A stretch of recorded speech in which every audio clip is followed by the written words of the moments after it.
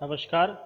देखिए, एडवर्टाइजमेंट के चैप्टर को आगे बढ़ाते हैं। हमने अपने पिछले वीडियो में एडवर्टाइजमेंट का मीनिंग समझा था, उसकी परिभाषाएं देखी थी, उसकी विशेषताएं देखी थी। आज हम टॉपिक को आगे बढ़ाते हुए लिखते हैं विज्ञापन के उद्देश्य। देखिए, विज्ञापन होता क्या है और क्या क्या उसकी विशेषताएं थी, वो हमने पिछले वीडियो में थोड़ा सा क्लियर किया था। एक बार फिर से थोड़ा सा उसका अर्थ जानते हैं कि विज्ञापन का मतलब होता है कि हम अपने उपभोक्ताओं को मोटिव करते हैं अपनी वस्तुओं को खरीदने के लिए, अपने वस्तुओं एवं सेवाओं के संदर्भ में जो जानकारी होती है वो प्रदान करते हैं। आज हम उसका उद्देश्य समझते हैं कि ये करना क्यों आवश्यक है, क्या इसके इम्पोर्टेंस रहते हैं, क्यों हम उसको विज्ञापन करते हैं। तो पहला पॉइंट आता है विक्रय में वृद्धि।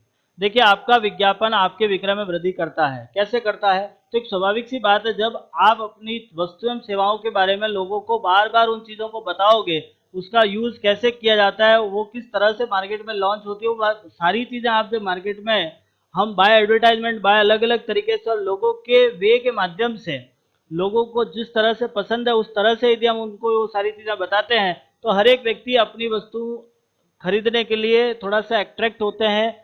हाँ, वो थोड़ा सा हमारी वस्तु की प्रति थोड़ा सा प्रभावित होते हैं और उसे खरीदते हैं। ओवरऑल हमारी सेल्स बढ़ सकती है।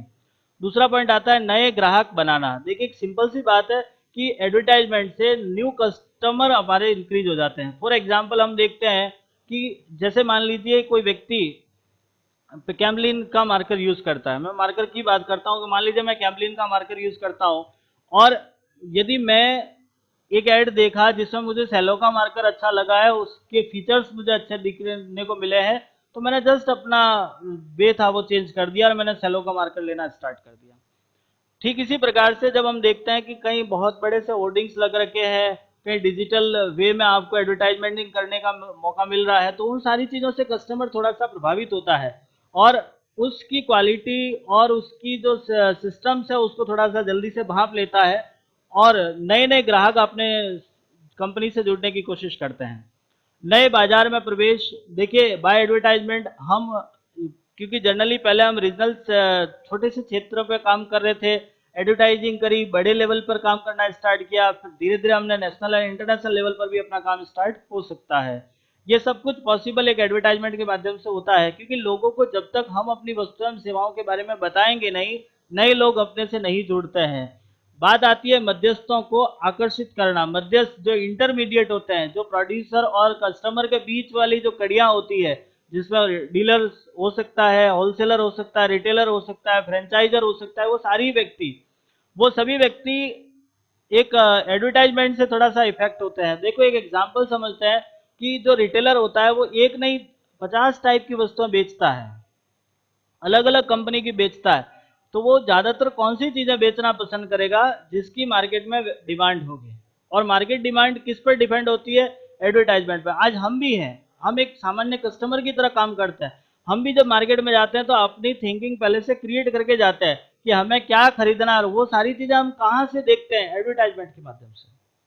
हम बाय टीवी में एडवर्टाइजमेंट देख लिया, हमने कहीं रेडियो पे एडवर्टाइजमेंट सुन लिया, इंटरनेट पे देख लिया, न्यूज़पेपर में पढ़ लिया, उसी चीज को लेकर हम मार्केट पे पहुंचते हैं। तो जिस कंपनी की एडवर्टाइजमेंट ज्यादा होगी, रिटेलर उसी चीज को बेचेगा, क्योंकि उसको ज्यादा मेहनत नहीं करनी पड़ती लोगों के लिए, लोगों को समझाने के लिए कि ये नई वस्तुएं खरीदो आप।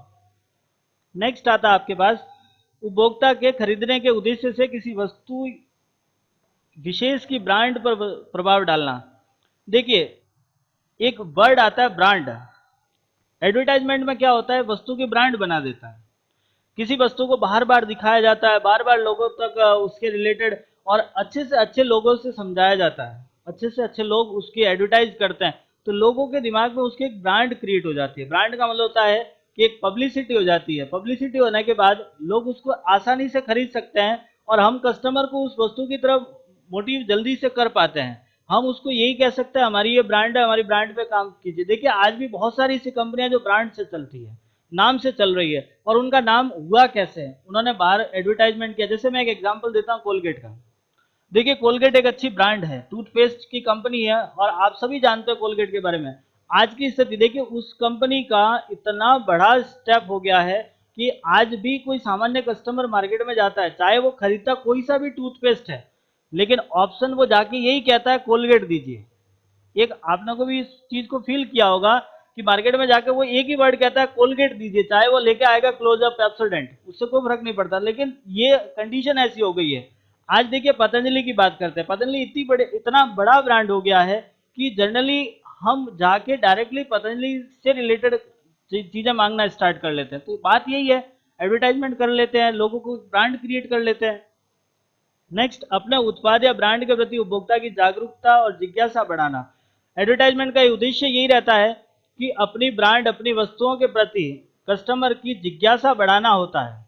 देखिए, आपने एक ऐड देखा होगा माउंटेन ड्यू का। वो जो ऐड है बिल्कुल काल्पनिक ऐड है, लेकिन फिर भी उसमें लोगों की जिज्ञासा कितनी हद तक बढ़ाई जाती है। डर के आगे जीत है। एक माउंटेन ड्यू पिलाने के बाद इस तरह के कुछ लोगो और कोटेशन यूज किए जाते हैं, तो वो एक कस्टमर को थोड़ा मोटिव करने का तरीका होता है। नेक्स्ट आता है वस्तु को बार बार प्रयोग करने के लिए प्रेरित करना। किसी भी चीज को आप बार बार यूज करो उसके लिए, क्योंकि देखिए कई बार क्या होता है, हम एक वस्तु खरीद लेते हैं, जो हमने एक बार यूज कर लिया, सेकंड टाइम दूसरा ट्राई करते हैं।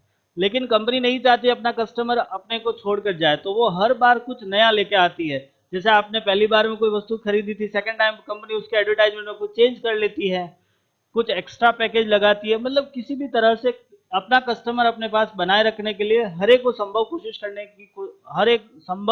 कोशिश करती है।